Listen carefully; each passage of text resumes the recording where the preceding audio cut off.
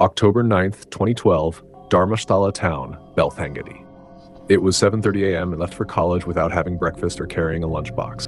Her mother had been busy preparing for Avidhava Navami, a significant ritual which caused a delay in cooking that morning.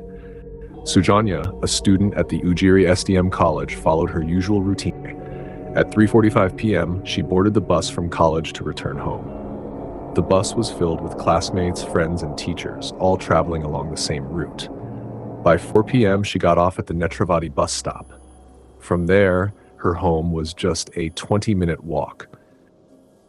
She started her walk alone, taking the familiar path that passed by Prakriti Hospital. The hospital's security guard noticed her passing by and gave a casual nod. At around 4:15 p.m., near the Netravati bathing ghat, her uncle Vithal Gowda happened to be driving in the opposite direction. Spotting Soujanya, he stopped his jeep, exchanged a few words with her, and asked how she was doing. She smiled, reassured him she was fine, and they parted ways. That was the last time anyone saw Soujanya alive. When she didn't return home by 6 p.m., her family grew increasingly anxious. The evening shadows deepened, but Soujanya's absence loomed larger.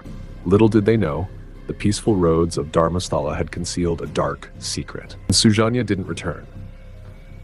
As the clock ticked past 6 p.m. and Soujanya still hadn't returned home, her mother's worry turned into fear. Unable to shake the growing sense of dread, she immediately informed Soujanya's father. Her father wasted no time. He began contacting friends, relatives, and Soujanya's classmates, hoping to hear that she might have stopped by someone's house.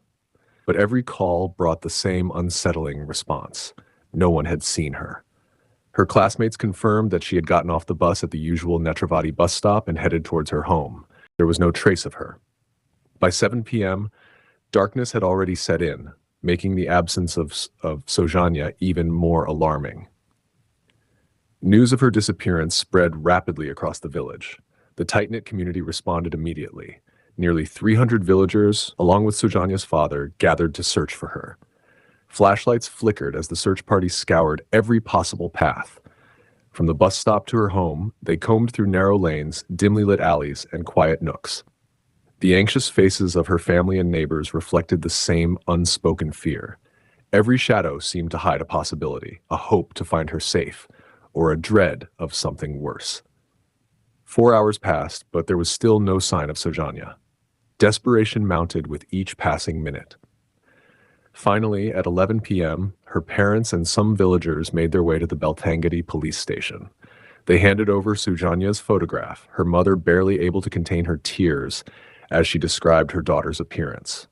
The search had only just begun, but the darkness of that night held secrets no one was prepared to face. A darker morning. Soujanya's parents stood at the Belthangadi police station, their faces etched with fear and desperation. As they explained their daughter's disappearance, the officers were initially reluctant to file a complaint, but the growing crowd of villagers demanding justice forced their hand. Under the mounting pressure, the police finally registered the complaint under FIR No. 250/2012. However, their words brought no comfort. The officers coldly stated that unless Soujanya returned by the next day, they wouldn't begin the investigation. Every passing moment was crucial, yet the authorities chose to wait. By then, it was already midnight. Heavy rain had begun to pour, drenching the empty roads and washing away footprints. Searching for Soujanya in such conditions became nearly impossible. Defeated and exhausted, the villagers reluctantly decided to resume the search at dawn, but none of them could have predicted the horror that awaited them the next morning. October 10th, 2012, a grisly discovery. At the break of dawn, Soujanya's parents, along with dozens of villagers, set out once again to find her. Their voices called her name through the misty air, but only silence answered. Hours passed without a trace, until around 8 a.m. Near a patch of dense bushes, just beneath a large tree, some villagers stumbled upon a horrifying sight. A young girl's lifeless body lay on the cold, wet ground. Her hands were tightly bound to the tree with a blue shawl. Her clothes were torn and barely covered her body.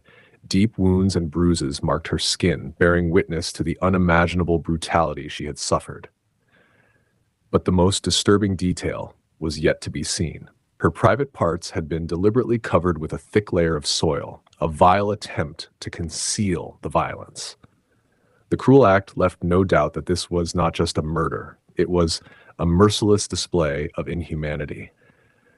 The villagers, though shaken, knew the heartbreaking truth. The body belonged to Soujanya. The young girl who had left for college the previous morning had never made it home. But questions began to haunt the witnesses. The very spot where Soujanya's body was found had already been searched the night before. How could they have missed it? Despite the relentless downpour throughout the night, the soil over her body appeared undisturbed. Not a single trace of rain had washed it away. Was her body placed there later? If so, by whom and why? Each chilling detail pointed to something far more sinister. The villagers were left with fear and suspicion, while the rain-soaked earth held on to its terrible secrets. The investigation had just begun, but Soujanya's story was far from over.